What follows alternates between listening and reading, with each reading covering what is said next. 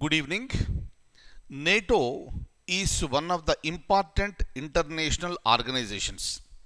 NATO stands for North Atlantic Treaty Organization.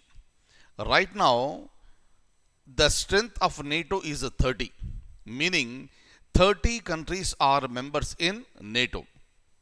One of the fundamental principles of NATO is that out of these 30 countries, if any country is attacked, that is considered as an attack on entire NATO.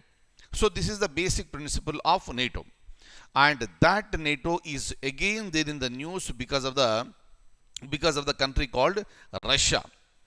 Recently, Sweden and Finland, they have decided to become the members of NATO. And immediately Russia issued a warning.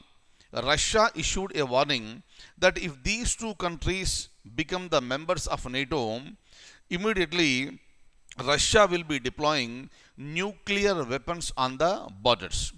And Russia is one country in the world which will openly give the threats. And one such threat and warning has been issued by Russia very, very recently. Regarding that, I have the information and I would like to show you the information along with the basic facts. Please have a look at this. This is the list of the countries that are present, that are the currently members of NATO. And please remember, you have so many countries here, 30 countries. And kindly remember, the latest country to become the member of NATO is very, very, very important one. As of today, this is the North Macedonia. North Macedonia is the latest country to become the member of NATO. And please remember, this is the information of today. And tomorrow or later, if any country becomes a member, maybe Sweden, maybe Finland, maybe Ukraine, any country, and that country will become the answer. That is the reason why we have to read the newspaper, we have to watch the news, and we have to update ourselves. Very, very, very important. You might just go through this list later. So when I share this document with you, and if you look at this, look at this. So when it comes to security in our daily lives is the key to our well-being. And basically, NATO's purpose is to guarantee the freedom and security of its members through political and military means. This is very, very important aspect with respect to NATO. The basic purpose is to guarantee the freedom and security for its members, and that will be through political and military means.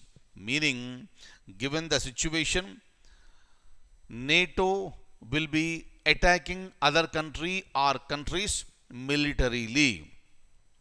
If you look at political, NATO promotes democratic values and enables members to consult and cooperate on defense and security related issues.